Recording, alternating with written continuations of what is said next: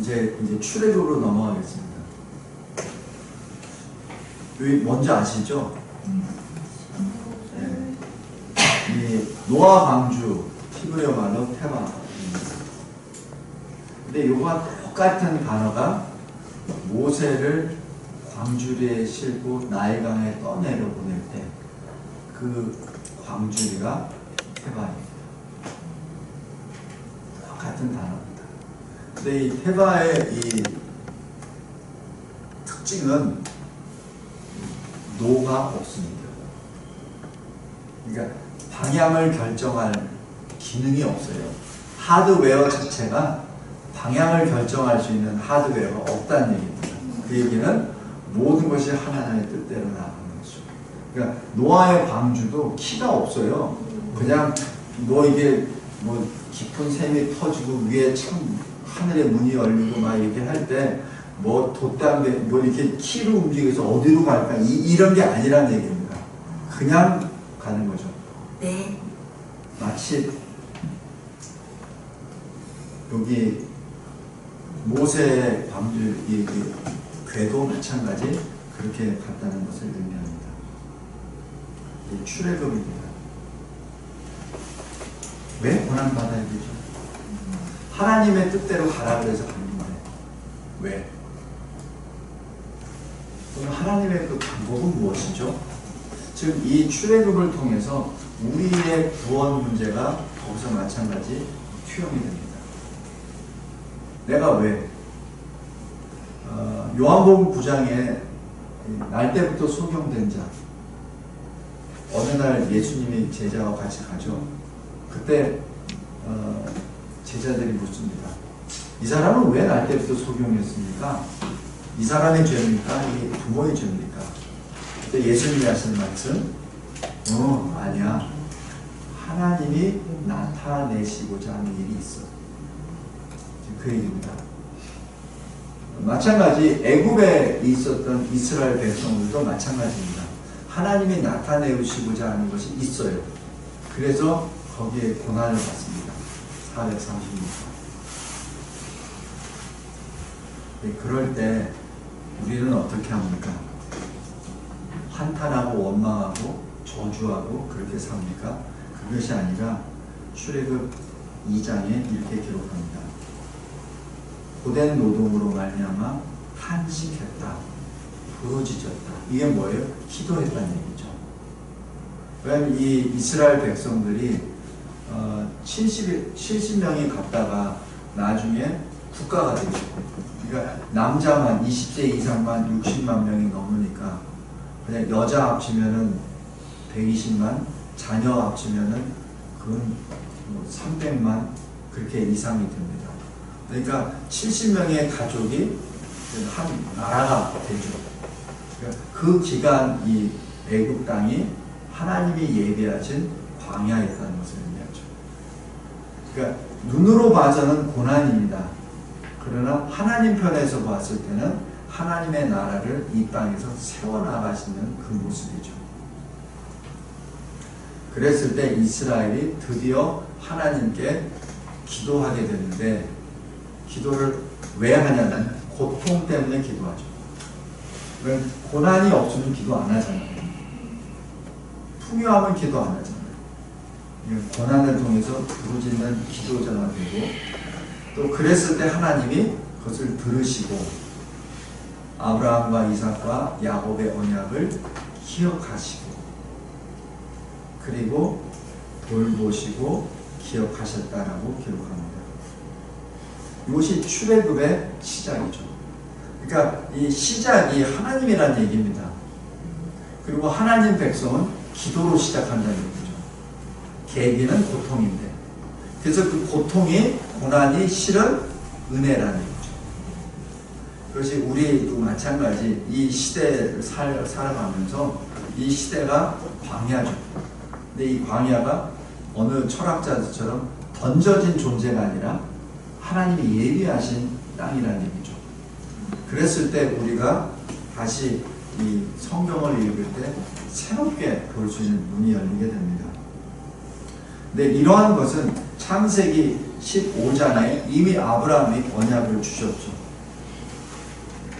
400년 동안 내 자손을 괴롭힐 것이요 그리고 그들을 섬기는 나라를 하나님이 징벌하시고 그들을 이끌어 나오는데 그냥 빈손으로 이끌어 나오지 않고 큰 재물을 가지고 나올 것이다 라는 그 언약을 주시죠.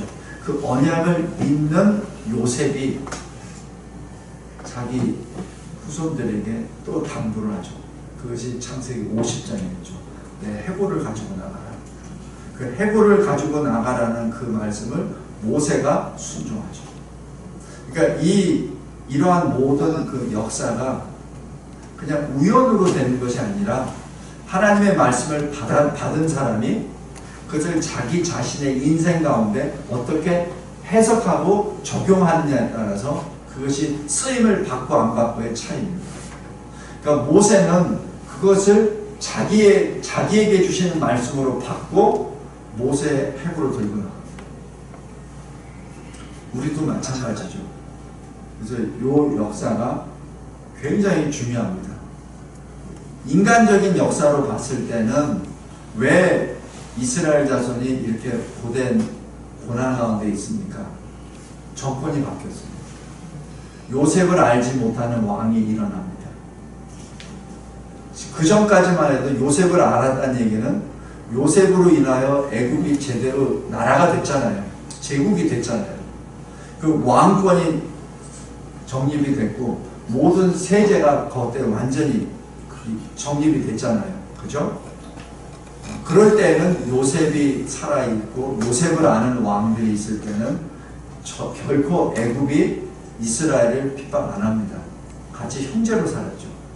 그러다가 쿠데타가 일어났든지 아니면 어떤 뭐가 일어났든지 해서 요셉을 알지 못하는 새로운 정권이 들어서니까 요셉을 통해서 온 이스라엘이 적대 세력으로 되어버린 것이죠.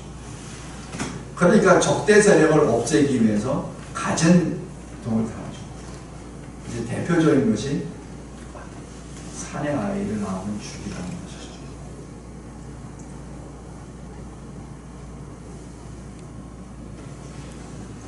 모세는 이 사내 아이면 죽어야 되는 그 길에서 아까 그리면서 봤듯이 참 이것도 하나님의 놀라우신 경륜이요 섭리입니다. 그 죽이라고 하는 그 왕의 딸에 의하여 모세 건짐을 받고 거기서 또 양육을 받습니다. 그게 하나님의 참 놀라운 역사입니다. 그런데 그 모세에게 젖을 먹여준 사람은 생모예요. 그 모세가 우리 잘 알고 있듯이 출애굽 3장 1절에 보면은 미디안 광야에 40년 동안 있다가 자기 장인 이드로의 양떼를 친다라고 기록합니다. 전에 제가 서두에서 말씀드렸지만은 모세는 돈에 관심이 있는 사람이 아니었습니다. 야곱처럼 그 양떼를 불려가고 하는 사람이 아니었어요. 야곱은 20년 만에 거부가 됩니다. 그러나 모세는 40년이 지났는데도 양 한 마리 자기 소유가 없습니다. 아마 이 모세 아내 십보라는 아마 속이 터졌을 거예요. 아내 입장에서 도대체 뭐냐는 얘기지. 남편이 돼가지고 좀 가정을 이끌어 나가서 너 좀 독립할 생각은 안 하고 맨날 아버지 양만 끌고 다니고 그럼 당신 거는 뭐 있어? 막 이렇게 되거든요. 제가 그렇게 왜 그런 식으로 해석하냐면은 나중에 왜 모세가 소명받고 이스라엘로 애국으로 갈 때 그때 룰루루 하고 처자식 데려가죠. 그죠? 룰루루 가서 가다가 하나님이 보내주신 천사를 만나요. 그 천사가 어떻게 해요? 죽이려고 그래요. 말이 안 되거든. 하나님이 보내주는데 왜 죽이려고 그래요? 그때 십보라의 반응. 바로 할례. 이게 뭐냐면은 십보라와 모세 간에 갈등이 있었다는 얘기를 짐작할 수 있습니다. 왜 굉장히 재밌는 섬이에요. 내용은 없어. 성경의 내용은 없어.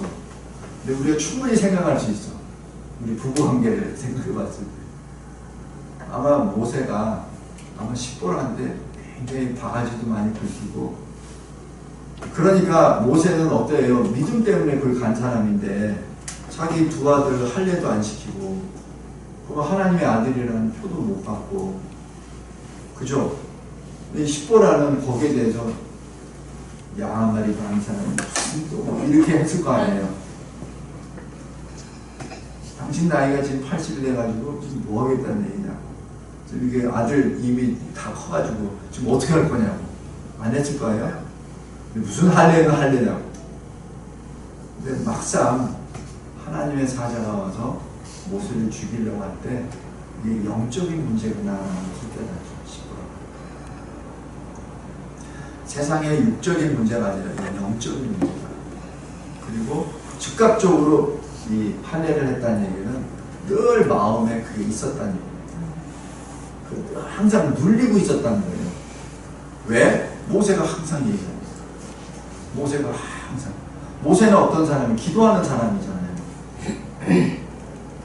기도하는 사람이에요. 모세가 갑자기 시내산에서 40일간 뭐 이게 하고 하는 게 갑자기 나온 게 아니에요. 모세의 스타일이 기도하는 사람이에요. 그러니까 십보라는 성이 안 차지. 그러다가 갈등하다가 죽게 되자 바로 그 문제가 이 문제라는 것을 하죠. 왜냐면 이스라엘을 출애굽하기 전에 너의 가정도 거룩하게 하지 못하고 너의 가정도 말씀을 순종하지 못한 상태에서 네가 어떻게 하는 얘기죠. 네 문제부터 먼저 해결하는 거죠. 거기에 대해서 십보라가 충격을 받고 그 자리에서 할례하고 그렇게 부르짖죠. 당신은 나의 피 남편이다. 끝까지 모세들이 딱 얘기합니다. 이 십보라의 그 성품을 여기서 알 수 있어요. 그런데 이 십보라가 나중에 모세가 출애굽하고 난 다음에 모세의 그 여정을 할 때 모세가 이게 한마디 안 합니다. 십보라가 뭐라고 얘기했다는 거 있어요? 출애굽, 레위기, 민수기, 신명기 아무 데도 없습니다. 그지? 십보라의 순종이라고 저는 생각합니다. 여기 모세가 이 떨기나무가 불을 붙었는데 나무가 사라지지 않은 그곳에서 주님을 만나시죠. 그래서 전에 제가 말씀드렸습니다. 모세야 모세야 할 때 내가 여기 있나이다. 아무나 하는 거 아니에요. 아무나 하는 거 아닙니다. 내가 여기 있나이다 라고 고백하기 위해서 아브라함이 12장에서부터 22장까지 연단을 받습니다. 그 다음에 22장에서 아브라함아 내가 여기 있나이다 라고 고백하게 됩니다. 그게 엄청난 역사입니다. 그냥 연수로 보면 대략 40년이에요. 75세 소명을 받았으니까 제가 저기 원래 수학 전공이거든요. 그래서 숫자에 대해서 이렇게 계산을 해요. 그러니까 이삭을 낳을 때 25년 광이었잖아요. 그죠? 그 다음에 이삭이 장장 내고 올라갈 정도 되니까 한 15세 정도 되면 얼추 한 40년 돼요. 그러니까 40년에 그 하나님이 이끄신 대로 순종하면서 나아가다가 그제서야 22장에서야 내가 여기 있나이다 라고 고백합니다. 모세도 마찬가지 80세가 돼서 내가 여기 있나이다 라고 고백합니다. 그런데 여기서 히브리서 11장 26절 보면 한번 잠깐 보겠습니다. 히브리서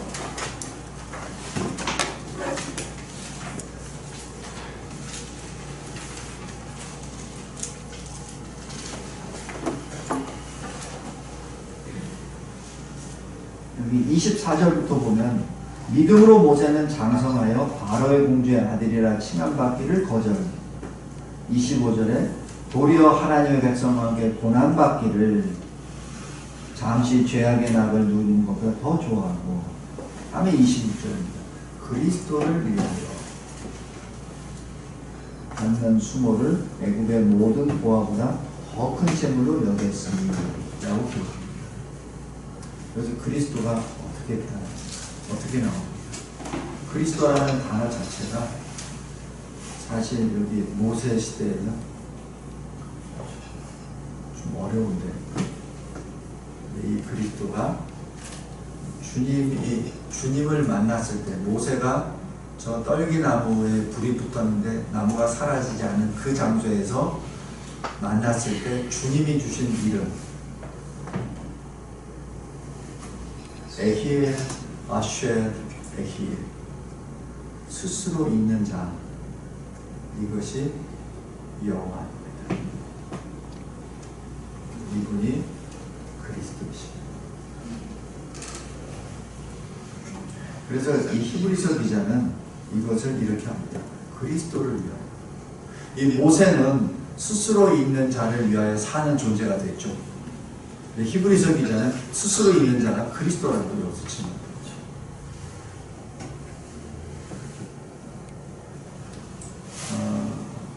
그 여호와 하나님이 이렇게 말씀합니다. 이리로 가까이 오지 마라. 이곳은 내가 선 곳은 거룩한 곳이니 내 발에서 신을 벗으라. 그래서 신을 벗으라는 그 자체가 또 커다란 충격적인 사건입니다. 광야에서 신을 벗으면 어떻게 살죠? 못 살아요. 못 움직여요. 또 뱀도 있고. 제가 왜 뱀을 얘기하냐면 제가 뱀을 좀 싫어하거든요. 제가 훈련 가다가 항상 이 뱀이 막 지나가고 모른 척하고 이렇게 하지만은 뱀죄나 잘 아실 거예요. 하다 보면은 숲속에 가다 보면은 기분 이상해. 쫙 보면 뱀이 딱 해서 딱 서 있어. 그거 지금 가야 되는데 이놈 이게 뭐 이렇게 하기는 뭐하고 해서 이렇게 돌아가요.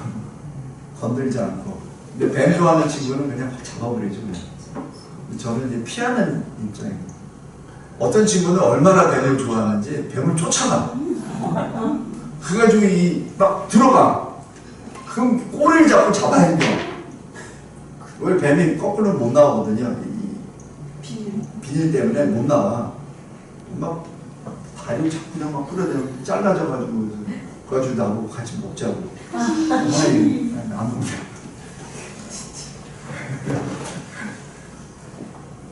무슨 얘기하냐면 신을 벗어라. 이게 신을 벗어라는 얘기가 네가 가지고 있는 것 중에 제일 소중하고 제일 중요하다고 하는 건 벗으라는 얘기죠. 아까 젊은 그 부자에게 네 재산 다 팔아서 나에게 오면 그거하고 똑같아요. 똑같습니다. 그러니까 신을 벗으라는 게 신이 더러워서 벗으라는 의미도 있지만, 그러나 신보다 나를 택하게 합니다. 그렇지.